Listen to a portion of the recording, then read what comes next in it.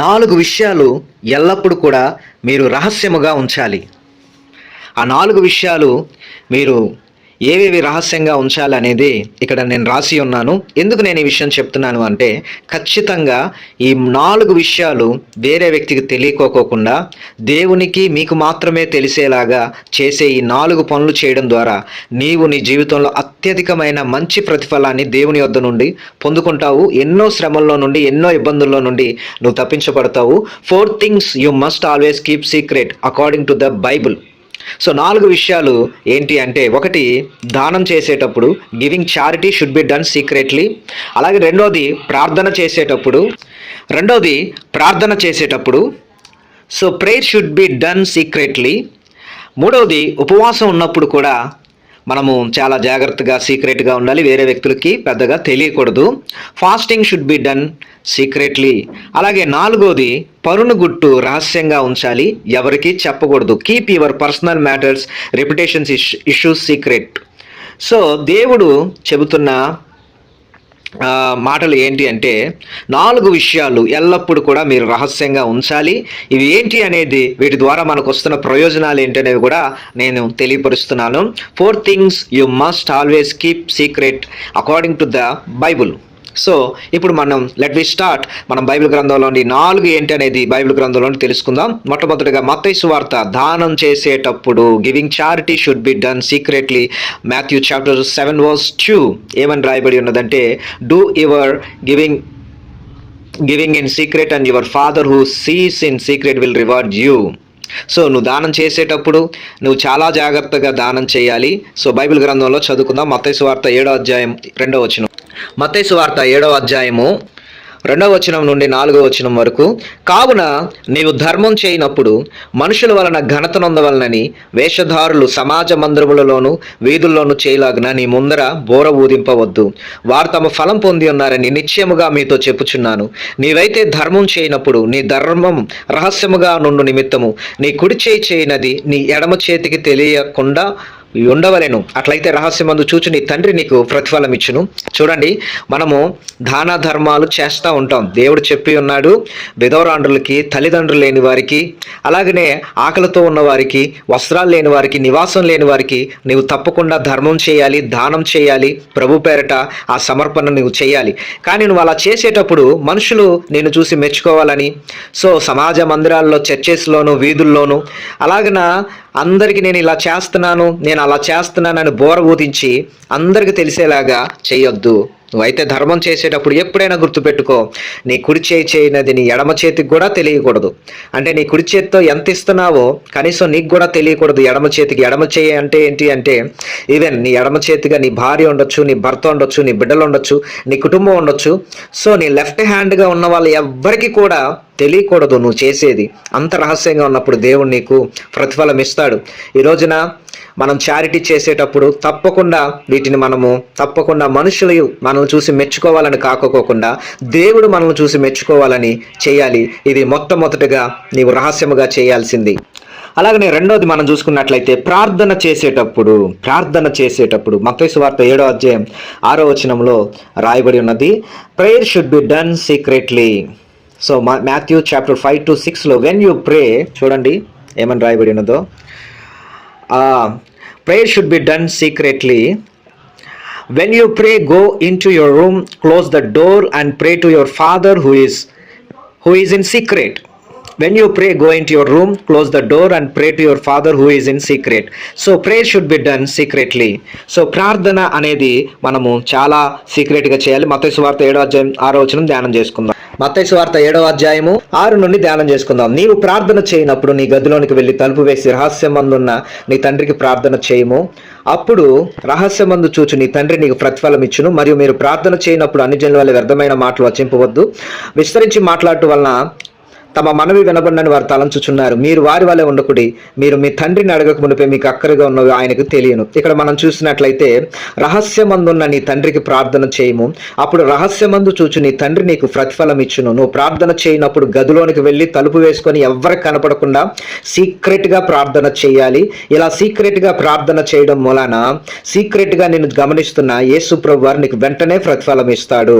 So రెండోదిగా, నువ్వు ప్రార్థన చేసేటప్పుడు వ్యక్తిగతమైన ప్రార్థన ఏదైతే ఉందో ఒక గదిని కానీ లేకపోతే ఒక ఎవ్వరు లేని ప్రదేశంలో కానీ వెళ్ళి నీ ప్రార్థన వేరే వాళ్ళకి వినపడకుండా దేవుడు మాత్రమే చూచినట్లుగా జాగ్రత్త పడి రహస్యముగా ప్రార్థన చేయడం నేర్చుకో.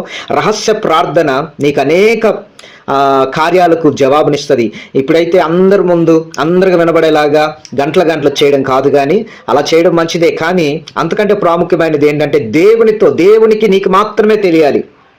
సో ఆ రకంగా నువ్వు ప్రార్థన చేయి, దేవుని పట్ల కార్యం చేస్తాడు. అలాగనే మూడవది మనం చూసుకున్నట్లయితే 4 విషయాల్లో మూడవ విషయం ఉపవాసం ఉన్నప్పుడు. మత్తయి సువార్త 7వ అధ్యాయము 16వ వచనంలో కూడా ఉపవాసం ఉన్నప్పుడు అంట మనము ఎలా ఉండాలి అంట, fasting should be done secretly. Matthew chapter 6 verse 16 to 18, when you fast, do not show it to others, but your father who is in secret will see and reward you. ఇక్కడ రాయబడి ఉన్నది చూడండి.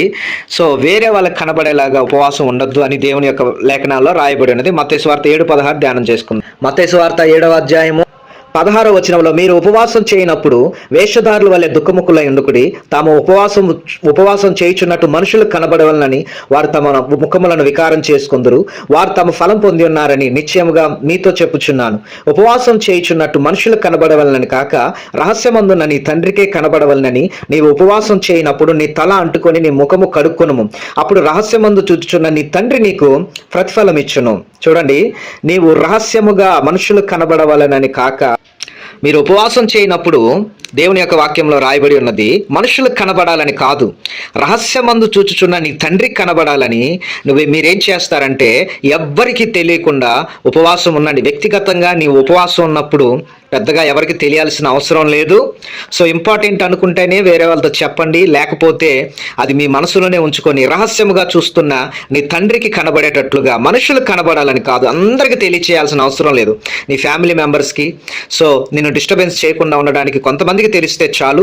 ఉపవాసం ఉన్నప్పుడు సీక్రెట్గా చేయాలి. 4 విషయాలు ఎల్లప్పుడూ రహస్యంగా ఉంచాలని చెప్పాను. 4వది పరును గుట్టు రహస్యముగా ఉంచాలి. ఇది చాలా ప్రాముఖ్యమైనది. ఈ విషయం కూడా మీరు చాలా జాగ్రత్తగా గమనించండి. 4వది ఏంటి అంటే పరును గుట్టు రహస్యముగా ఉంచాలి. ఈ విషయాన్ని మీరు జ్ఞాపకం చేసుకోండి. 4 విషయాలు ఎల్లప్పుడు రహస్యంగా ఉంచాలని చెప్పాను. 1 దానం చేసేటప్పుడు, 2 ప్రార్థన చేసేటప్పుడు, 3వది ఉపవాసం ఉన్నప్పుడు, 4వది పరును గుట్టు కూడా రహస్యంగా ఉంచాలంటే వేరే వాళ్ళ యొక్క సంగతులు రహస్యంగా ఉంచాలి, ఎవరికి చెప్పకూడదు. ఇవేంటి అనేది బైబిల్ గ్రంథంలో మనం ధ్యానం చేసుకుందాం. సామెతల గ్రంథం 20వ అధ్యాయం 19, 25వ అధ్యాయం 9వ వచనం.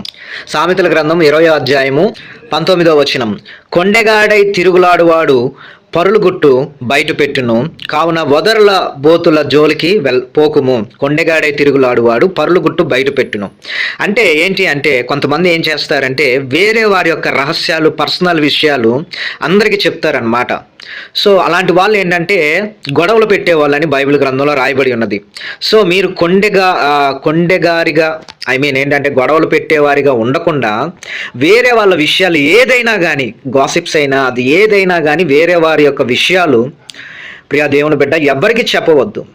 నలుగురుగా ఉన్నప్పుడు, 10 మందిగా ఉన్నప్పుడు లేని వ్యక్తి గురించి ఎప్పుడు కూడా మాట్లాడవద్దు. మంచి ఏంటో చెడేంటో తెలియకుండా ఆ వ్యక్తి యొక్క రహస్యం గురించి ఏనాడు కూడా ఎవ్వరికీ చెప్పవద్దు.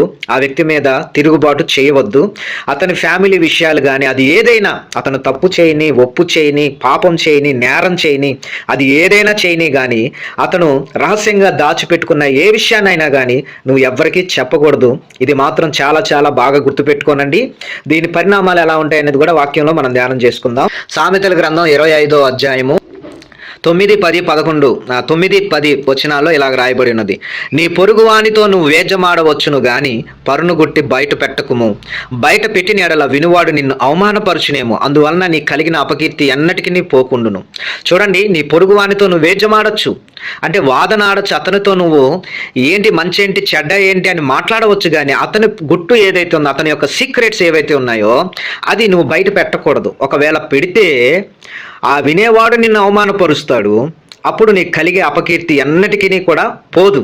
అంటే ఏంటి అంటే ఒక్క విషయం ఏంటి అంటే వేరే వాళ్ళ యొక్క విషయాలు సీక్రెట్స్ ఏవైతే ఉన్నాయో వాళ్ళ సీక్రెట్స్ తీసుకువెళ్ళి వేరే వాళ్ళతో ఎప్పుడు కూడా షేర్ చేయకూడదు, వాళ్ళకి చెప్పకూడదు. అలా చెబితే ఆ విన్నవాళ్ళు నిన్నే అవమానపరిచి నీకే అపకీర్తి కలిగిద్ది.